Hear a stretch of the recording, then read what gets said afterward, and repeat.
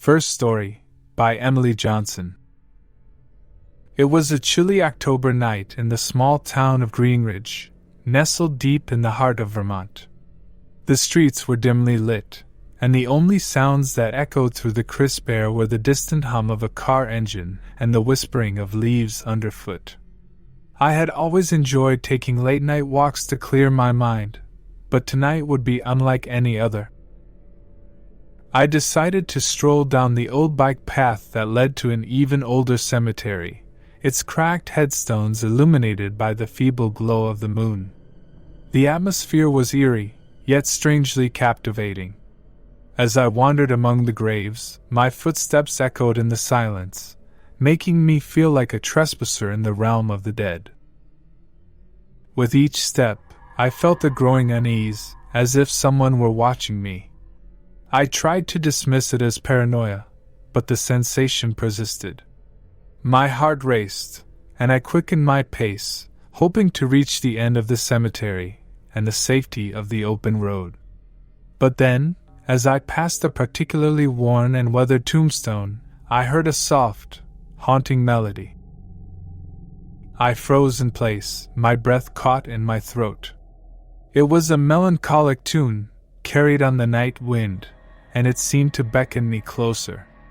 The source of the sound was elusive, coming from the depths of the cemetery. My curiosity got the better of me, and I followed the eerie melody, weaving between the tombstones in search of its origin. The melody led me to a grave at the center of the cemetery, adorned with faded flowers and a small, crumbling statue of an angel. Kneeling beside it was an elderly woman, her frail frame silhouetted by the pale moonlight. She was playing a violin, her bony fingers expertly dancing on the strings. Her eyes were closed, lost in the music, and she seemed unaware of my presence. I stood in awe, watching the woman pour her soul into the haunting melody. It was a beautiful yet sorrowful tune, one that tugged at my heartstrings. But as the music filled the air, it also filled me with a profound sense of dread. Suddenly, the woman's playing came to an abrupt halt. She slowly opened her eyes and fixed her gaze upon me, her expression one of sorrow and resignation. Her voice quivered as she spoke. "You shouldn't be here. These are not just graves. They are resting places of those who were wrong. They yearn for justice." I felt a chill run down my spine as her words hung in the air. I had stumbled upon something far more unsettling than I could have imagined. I managed to stammer out a question. "Who are they, and what happened to them?" The woman's eyes glistened with tears as she whispered, "They were the forgotten, the abandoned. They seek retribution for the injustices done to them in life. It's a debt that can never be repaid." As she spoke, a chorus of distant whispers echoed through the cemetery, as if the very earth beneath my feet was crying out for justice. I could no longer ignore the unease that had been building within me. The gravity of the situation pressed upon me, and I knew I had to leave. I backed away slowly, the haunting melody still echoing in my ears. The woman continued to play, her music a lament for the restless souls that lay in the cemetery. As I made my way back to the entrance, I couldn't help but wonder about the stories of those forgotten souls and the injustices that bound them to this place. The eerie night in Greenridge had left an indelible mark on me, and I couldn't help but feel that some mysteries are better left undiscovered. Second story, by Thompson. It was a crisp, clear night in the heart of Chicago, and I had decided to take a late-night walk along the shores of Lake Michigan. The city's skyline loomed in the distance, its towering skyscrapers illuminated by a sea of colorful lights. The gentle lapping of the waves against the shore provided a soothing backdrop to my thoughts. As I walked along the shoreline, I couldn't help but marvel at the beauty of the city at night. The soft glow of the streetlights and the distant sounds of the city's nightlife gave the evening a surreal, almost magical quality. It was then that I noticed a figure in the distance, standing alone on the edge of the water. At first, I thought it was a fellow night owl like myself, enjoying the serenity of the lake. But as I drew closer, I realized that something about this person was off. Their posture was tense, and they seemed to be fixated on something in the water. I slowed my pace, curiosity piqued.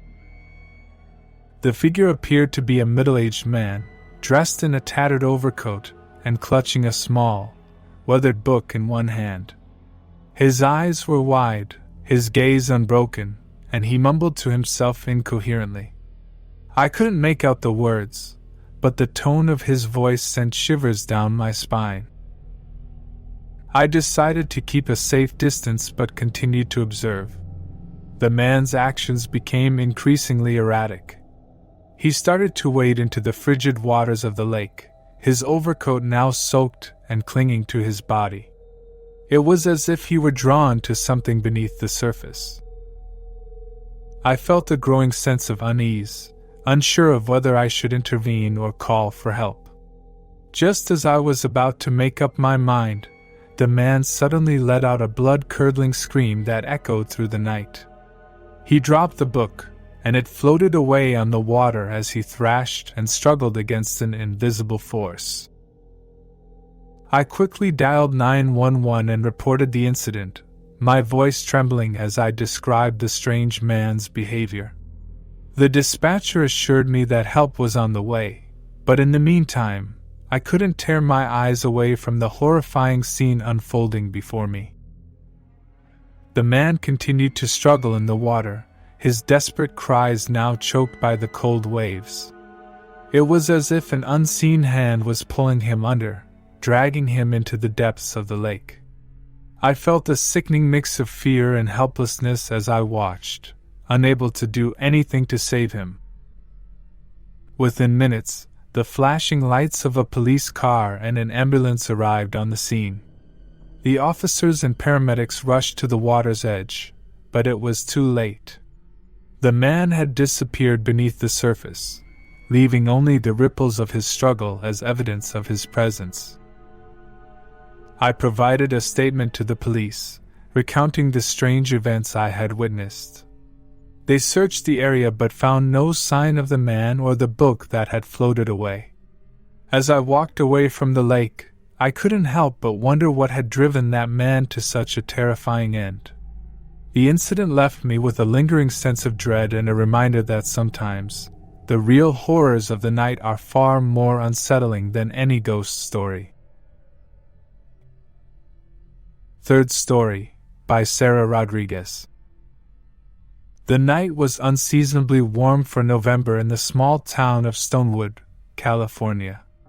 I had always found comfort in the quiet streets and friendly faces of my hometown, but that night would shatter that sense of security. I decided to take a late-night walk to clear my head and enjoy the serene calm of my surroundings. The streets were nearly deserted, with only the occasional car passing by, their headlights casting fleeting shadows.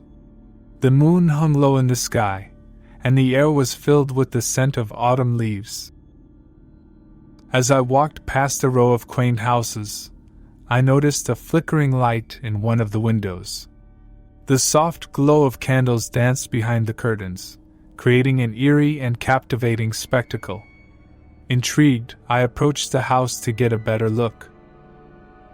The house belonged to the Hargrove family, a reclusive group who had lived in Stonewood for generations. They were known for their eccentric behavior and mysterious rituals, which had earned them a reputation as the town's oddities. The candles flickering in the window were a testament to their enigmatic ways. I watched the dancing flames for a few minutes before a figure appeared in the window. It was a woman, her face obscured by long, dark hair. She moved slowly and deliberately, as if she were engaged in a ritual of some sort. The sight sent shivers down my spine. As I continued to watch, I couldn't shake the feeling that I was intruding on something deeply private. The woman's movements grew more frenzied, and she began to chant in a language I couldn't understand. The flickering candles cast eerie shadows on the walls, and I realized that this was no ordinary late-night ritual. Just as I was considering whether to leave, a second figure appeared in the window, this one even more unsettling. It was a man, his face obscured by a mask made of bone.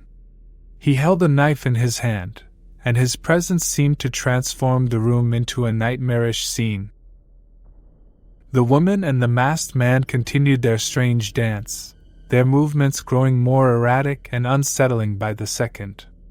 I felt a growing sense of dread as I realized that I was witnessing something deeply disturbing.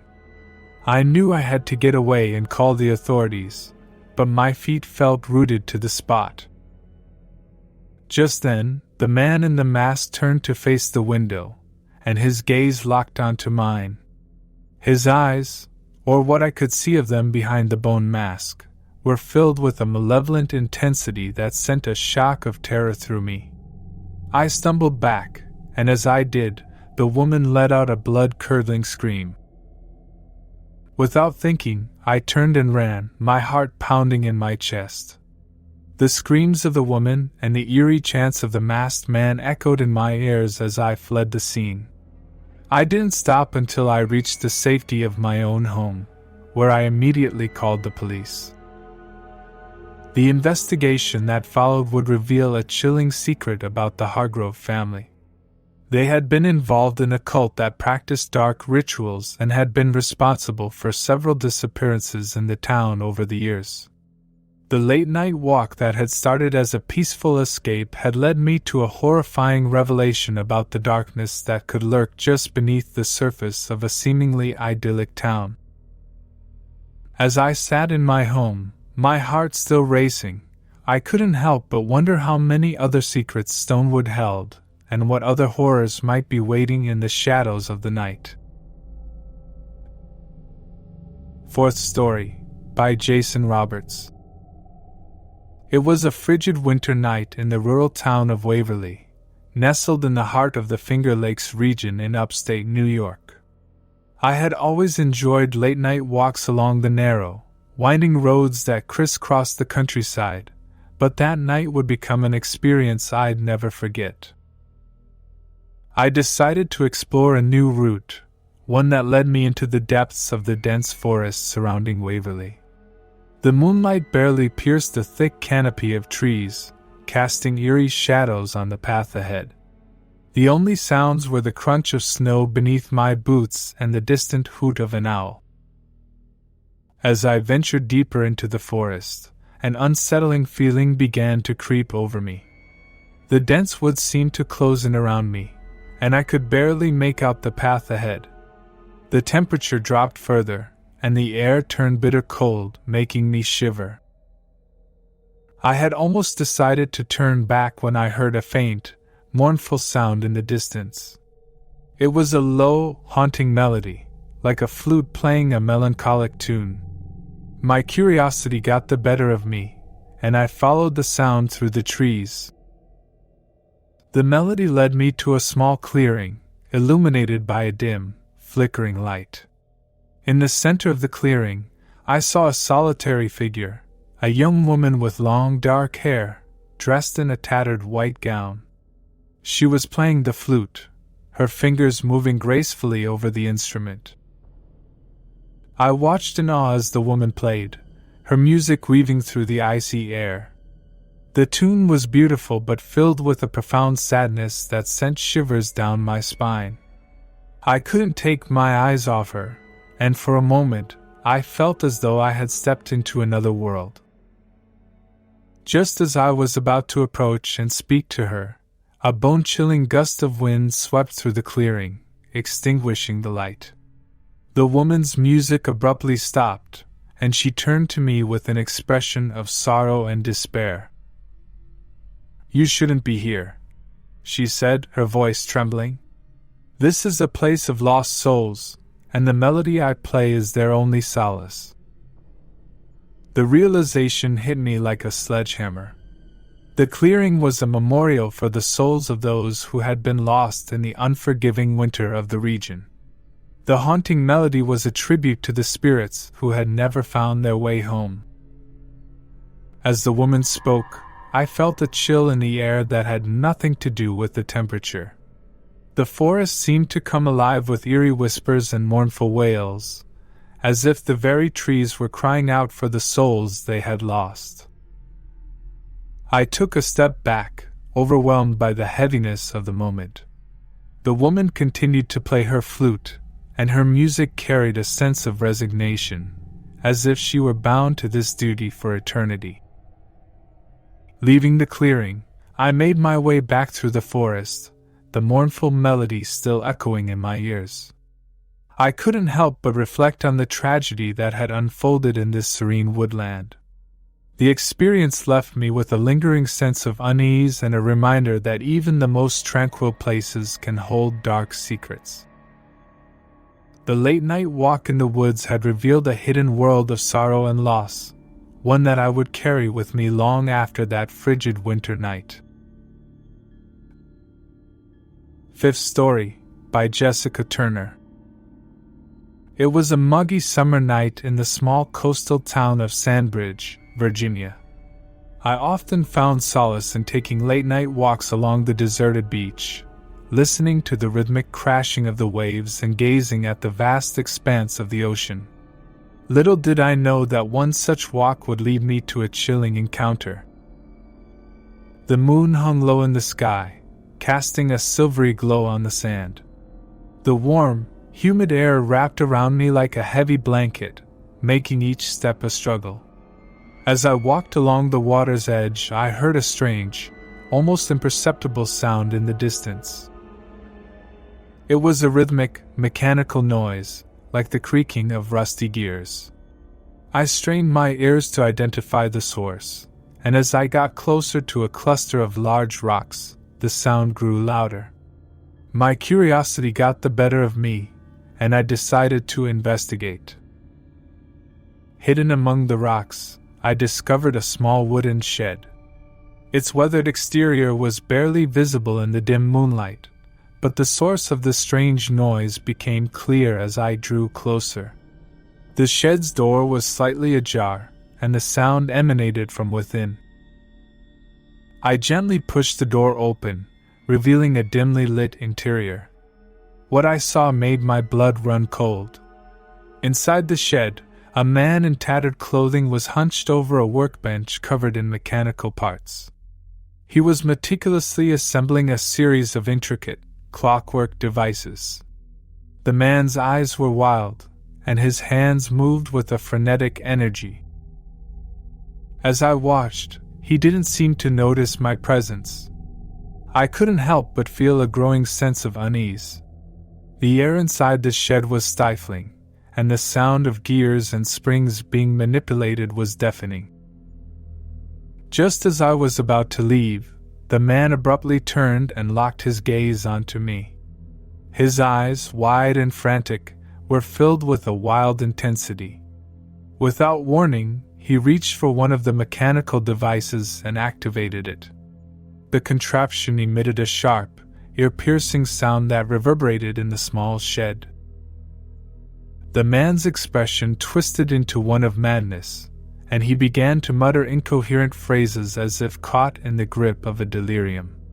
The strange, mechanical devices on the workbench whirred and clanged, creating a cacophony of chaos. Panicked, I stumbled backward and fled from the shed, leaving the man behind with his bizarre creations. The eerie encounter left me shaken, and I couldn't shake the feeling that I had stumbled upon something deeply unsettling. I quickly reported the incident to the local authorities, and an investigation revealed that the man had been involved in a series of robberies, using his strange devices to disable security systems. It turned out that the beach shed had become his makeshift workshop, hidden in plain sight. The late-night walk along the beach had exposed a world of eccentricity and criminality that I could have never imagined. The unsettling encounter was a stark reminder that sometimes the most unexpected and chilling experiences can happen right under your nose. Sixth Story by Daniel Mitchell. It was a cloudy and moonless night in the small coastal town of Port d'Or, nestled on the rocky shores of Brittany, France. The narrow streets were illuminated only by the soft glow of lamplights, casting long, wavering shadows. I had always enjoyed taking late-night walks along the seaside cliffs, the sound of the waves crashing against the rocks serving as a comforting lullaby. But that particular night would be anything but comforting. I strolled along the rugged path that ran parallel to the cliffs, the salt-tinged sea breeze ruffling my coat. The scent of the ocean filled the air, and the distant calls of seagulls added to the tranquility of the moment. But as I ventured further along the cliff's edge, an eerie sensation began to gnaw at me. The path took me to a point overlooking a secluded cove, the beach below bathed in darkness. My footsteps were the only sound, but something compelled me to stay and gaze down at the cove. It was then that I noticed the faint flicker of a fire. Descending carefully, I reached the cove, guided by the dim light of the fire. As I approached, I saw a circle of people, their faces obscured by hooded cloaks, gathered around the fire. They chanted in a language that was foreign to my ears, and their movements were deliberate and ritualistic. Their presence filled me with unease, but my curiosity held me in place. I watched as one of them, a figure in the center of the circle, lifted a small, ornate chest and placed it on the ground before the fire. The chest appeared ancient, adorned with intricate carvings and symbols. As the chanting continued, the figure opened the chest to reveal a collection of curious objects, old photographs, tattered letters, and various trinkets. It was as if they were conducting some sort of ritual of remembrance. The objects in the chest seemed to hold a deep and mysterious significance. I took a step closer, the gravity of the situation pulling me further into the scene. That's when the group of cloaked figures turned in my direction. Their faces were obscured, but their collective gaze seemed to fixate on me. A feeling of dread washed over me, and I began to retreat, but the group's leader, a woman, stepped forward. She removed her hood to reveal her face, her eyes filled with both sadness and determination. She said in a trembling voice, "You shouldn't be here. These are the lost memories of those who vanished from our town." The realization hit me like a wave crashing against the rocks. The objects in the chest were remnants of people who had disappeared from Port d'Or, their memories preserved in this enigmatic ritual. The woman's words were a poignant reminder of the mysteries that shrouded this picturesque coastal town. The group's chanting grew more intense, and the objects in the chest began to emit a soft, eerie glow. It was as if the memories of the missing townspeople were being woven into the very fabric of the night. Feeling like an intruder in a deeply personal moment, I retreated from the cove and made my way back to the cliff's edge. The distant sound of the waves crashing against the rocks filled my ears, but the unsettling encounter had left a profound mark on my psyche.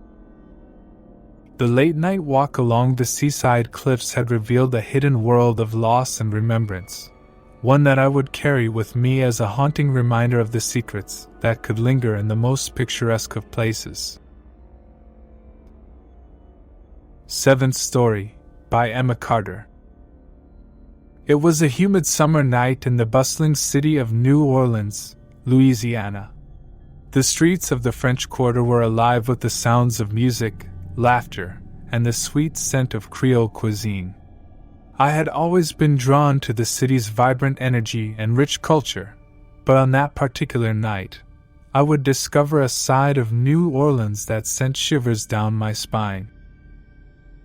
I decided to take a late-night walk through the narrow alleyways of the French Quarter, where the old buildings leaned in close, casting eerie shadows. The faint glow of street lamps painted a mosaic of light and darkness, and the music from nearby jazz clubs provided a haunting soundtrack to the night. As I wandered deeper into the labyrinth of alleys, I noticed a flickering light in the distance. Curiosity got the better of me, and I followed the glow, which led me to a hidden courtyard tucked away behind a crumbling building. In the center of the courtyard, a group of people had gathered around a bonfire. The group was diverse, with a mix of locals and tourists, all dressed in tattered clothing. Their faces were painted with elaborate masks, and the atmosphere was heavy with an air of secrecy. They danced and chanted in a language I couldn't understand, their movements synchronized and eerie.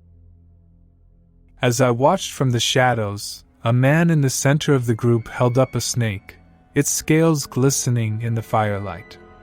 He spoke in a low, hypnotic voice, and the group responded in kind. The whole scene was surreal and disorienting. Just as I was contemplating leaving, the man in the center thrust the snake into the fire, and the group erupted into wild, frenzied dancing. The flames cast their distorted shadows on the cobblestone walls, and the sound of their laughter turned into manic cackles. It was then that I realized the true nature of the gathering. This was no ordinary celebration but a ritual, a dark ceremony filled with fire and madness. The group's movements grew more chaotic, and their chanting more haunting. I backed away slowly, my heart pounding. It was clear that I had stumbled upon something far more sinister than the lively and vibrant New Orleans I had come to know. The city had a hidden side, one that was steeped in mystery and ancient traditions. As I made my way back through the alleys of the French Quarter, I couldn't help but wonder about the secrets that lay beneath the city's festive exterior. The late-night walk had exposed a world of darkness and ancient rituals, and I couldn't shake the feeling that some mysteries were meant to remain hidden. Eighth Story by Benjamin Foster. It was a clear, cool night in the quiet town of Oakwood, nestled in the rolling hills of the American Midwest. The streets were deserted, and a full moon hung low in the sky, casting long shadows along the peaceful suburban lanes. I had always enjoyed taking late-night walks to escape the noise and chaos of the day, but on that night, I would encounter something that shattered the tranquility of Oakwood. I decided to follow a new path that led to a local park. The playground, usually filled with laughter during the day, was now silent and empty under the moonlight. The surrounding trees whispered softly in the breeze, and the playground equipment took on an eerie quality in the dim light. As I strolled through the park, I noticed a dim, flickering light in the distance, near the edge of the woods. My curiosity got the better of me, and I approached cautiously. The light emanated from a circle of candles surrounding a tree stump. In the center of the circle was a small, worn book, and beside it stood a group of people dressed in dark, hooded robes. They were huddled together, murmuring in hushed voices. Their movements were deliberate, and they seemed engrossed in their activities. The scene was unnerving, and I couldn't help but feel like an intruder. As I watched, one of the robed figures stepped forward and picked up the book. They began to chant in a language I couldn't comprehend, and the others in the group joined in. The sound sent shivers down my spine, and I took a step back, my heart racing. Just as I was about to leave, the chanting reached a crescendo, and the book seemed to emit an otherworldly glow. The air around the circle grew charged with an eerie energy, and I felt a growing sense of unease. It was as if I had stumbled upon a ritual of dark significance. One of the robed figures noticed my presence and turned to face me, their eyes hidden behind the hood.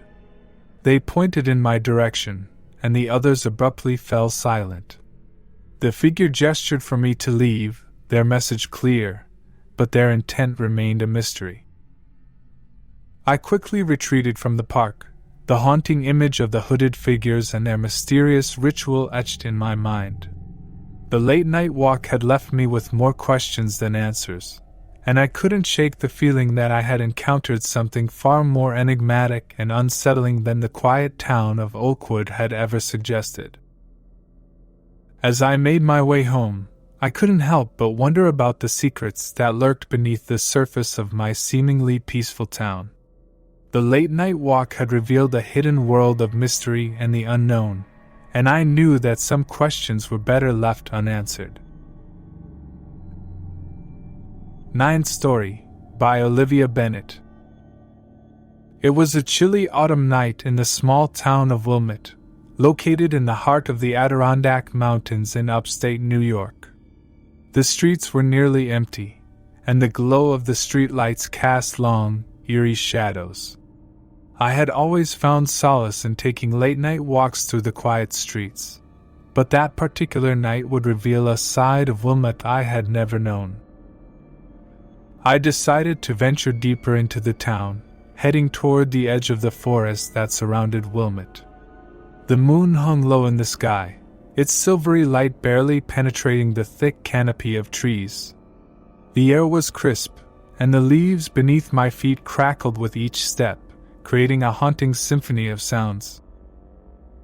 As I walked deeper into the forest, I felt an unsettling sensation, as though I were being watched.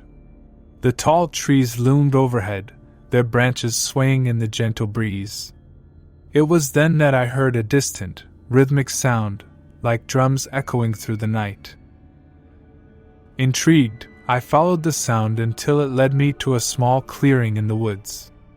In the center of the clearing, a group of people had gathered around a fire, their faces painted with strange symbols. They chanted in a language I couldn't understand, their movements deliberate and otherworldly. As I watched, I realized that this was not a casual gathering.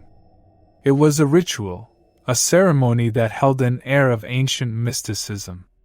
The fire danced and flickered, casting eerie shadows on the faces of the participants. The group's leader, a man with a long, white beard, stepped forward. He held a staff adorned with feathers and crystals and began to speak in a commanding tone. The group responded with fervent devotion, their eyes fixed on the leader as if in a trance. The chanting grew louder and more intense, and the fire blazed higher, illuminating the clearing with an almost supernatural light. I felt a growing sense of dread as I realized that I had unwittingly stumbled upon something far more mysterious and ominous than I had anticipated. The leader of the group suddenly turned in my direction, and his gaze locked onto mine. His eyes were intense, filled with an ancient wisdom that sent a chill down my spine. I knew I had to leave, but as I turned to go, a cacophony of drums and chanting echoed in my ears, like an eerie summons from another realm. I retreated from the forest, the unsettling encounter still fresh in my mind. The late-night walk had exposed me to a world of ancient rites and enigmatic rituals that I could hardly comprehend. As I made my way back to the safety of Wilmette, I couldn't help but wonder about the secrets that lay hidden in the heart of the Adirondack Mountains, waiting to be discovered by those brave enough to venture into the night. 10th Story, by Michael Reynolds. It was a warm and muggy summer night in the sleepy town of Kingston, nestled in the rolling hills of Tennessee.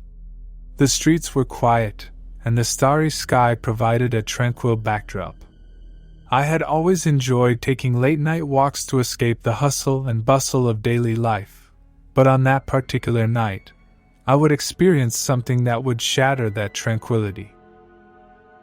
I decided to explore a path that led me to an old, overgrown cemetery on the outskirts of town. The moonlight cast an eerie glow on the crumbling gravestones, and the faint chirping of crickets filled the air. It was a place of rest for generations of Kingston's residents, but that night, it would be anything but restful. As I wandered among the graves, I felt a growing unease, as if something were amiss. The wind rustled through the trees, and the silence was broken by the distant hoot of an owl. It was then that I noticed a soft, mournful melody wafting through the night air. I followed the haunting tune to the oldest part of the cemetery, where a solitary figure stood beside a moss-covered mausoleum. It was an elderly man, dressed in worn and tattered clothing. He played a violin with a skill that suggested a lifetime of practice, his fingers dancing on the strings. The melody was beautiful yet filled with a profound sense of sorrow. The notes seemed to tug at my heartstrings, and I couldn't help but be captivated by the haunting music. But as I listened, the feeling of unease intensified. Suddenly, the man stopped playing and turned to face me. His eyes were filled with tears, and his voice quivered as he spoke. "You shouldn't be here," he said. "These graves hold the stories of those who never found peace. They long for someone to remember them." I felt a chill run down my spine as his words hung in the air. It was then that I noticed the faint whispers, as if the very earth beneath my feet was speaking. The man's mournful music had summoned the restless spirits of the cemetery, and they were trying to convey a message. I took a step back, unable to ignore the growing sense of dread. The man continued to play his violin, the music a lament for the lost souls that lay in the cemetery. As I made my way back to the entrance, I couldn't help but wonder about the stories of those forgotten souls and the unfulfilled wishes that bound them to this place. The eerie night in Kingston had left a profound impact on me, and I couldn't shake the feeling that some mysteries were meant to be uncovered. The late-night walk had exposed me to the hidden sorrows and secrets of the past, and I would never forget the chilling encounter in the old cemetery. Thank you for watching whole video. Check this video you see on the screen, it's one of my favorite. Don't forget to hit that subscribe button and smash that like, to support my free and daily content for you. If you enjoyed this video, drop a comment and tell me what story got you chills.